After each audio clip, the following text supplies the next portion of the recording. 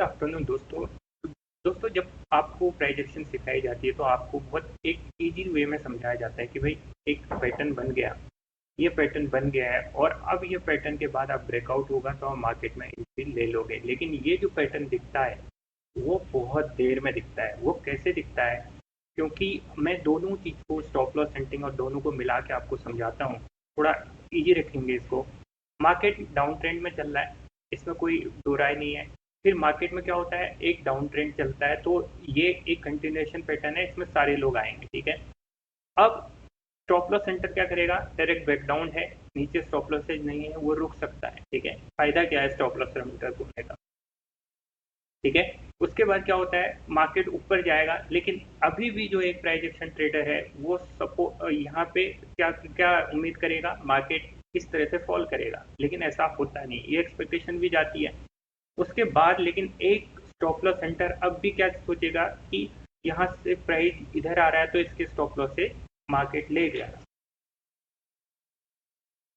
तो क्योंकि यहाँ पे स्टॉप लॉसेज है, मार्केट इन स्टॉप लॉसेज को लेगा फिर ऊपर जाएगा, क्योंकि अब स्टॉप लॉसेज यहाँ अवेलेबल है। स्टॉप लॉस सेक्टर ऐसे सोचता है। लेकिन प्राइस एक्शन ट्रेडर क्या करेगा, जब यहाँ ट्रैप हो जाएगा फिर मार्केट जैसे ही ऊपर जाएगा तो इस पॉइंट पे सोचेगा कि ये डब्ल्यू पैटर्न बन चुका है, अब इसका नेक्स्ट ब्रेक होगा तो हम यहाँ से एक ट्रेड लेंगे। और इस तरह जब जब यहाँ पे जाता है तो उसका स्टॉप लॉसेज यहाँ पे हिट हो जाता है।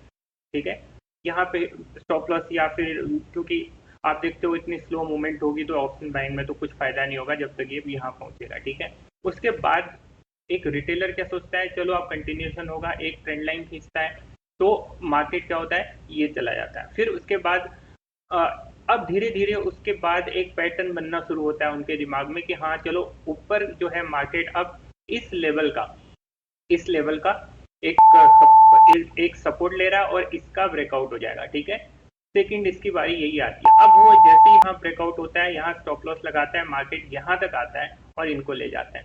उसके बाद वो रिटेलर क्या सोचता है कि जब यहाँ मार्केट आता है फिर एक और लाइन लगाता है और यहाँ से जब ब्रेकआउट होता है तो फिर सोचता है कि चलो अब ब्रेकआउट होगा। लेकिन यही मूव कई लोग छोड़ देते हैं, क्योंकि अब मार्केट जो है इतना थकने के बाद, ये यहाँ थकने के बाद, यहाँ थकने के बाद, यहाँ थकने के बाद वो अब इस मूव को छोड़ देते हैं। तो प्राइस एक्शन ठीक है, लेकिन स्टॉप लॉस हंटर इसमें अगर आप फॉलो कर लो, एक ऑनेस्टली फॉलो करोगे तो आपको कई क्लू देता है। मार्केट में पहले क्या थे, यहाँ स्टॉप लॉसेज थे, मार्केट ऊपर गया, वहां से मार्केट नीचे आया, स्टॉप लॉसेज थे, नीचे कोई स्टॉप लॉसेज नहीं थे तो मार्केट को ज़्यादा नीचे नहीं जाना चाहिए था। ठीक है, डब्ल्यू पैटर्न बना, ठीक है, लेकिन आपको ये हिंट पहले ही मार्केट दे रहा है कि ये मार्केट यहीं से ऊपर जा सकता है। ठीक है, तो आप ये मूव बनना है तो पहला बायर पहला सेलर बनो, नहीं तो फिर ये वाले जो प्राइस एक्शन के जो ट्रैप्स हैं वो आपको कहीं का नहीं छोड़ेंगे। अब उसके बाद क्या है, ये स्ट्रगल कर रही है, प्राइस स्ट्रगल कर रही है, आपको पता है कि ये जो स्ट्रगल कर रही है प्राइस, इनके स्टॉप लॉसेज ले जाएगा मार्केट में। ठीक है, उसके बाद जब इनके स्टॉप लॉसेज मार्केट में चले जाएंगे तो ये स्टॉप लॉस हिट हुए हैं, फिर इसमें सेलर एक्टिवेट हुए। अब जब सेलर एक्टिवेट हुए तो यहाँ पे क्या हुआ, ऊपर उनके भी स्टॉप लॉसेज थे, फिर मार्केट एक यहाँ पे मूवमेंट देता है। अब स्टॉप लॉस सेंटिंग के हिसाब से भी अब क्या है, आपके स्टॉप लॉस से नीचे है। इस तरह से आप एक मूव को कैप्चर कर सकते हो। स्टॉप लॉस हंटिंग जो है ना, थोड़ा बहुत सॉर्टेड है।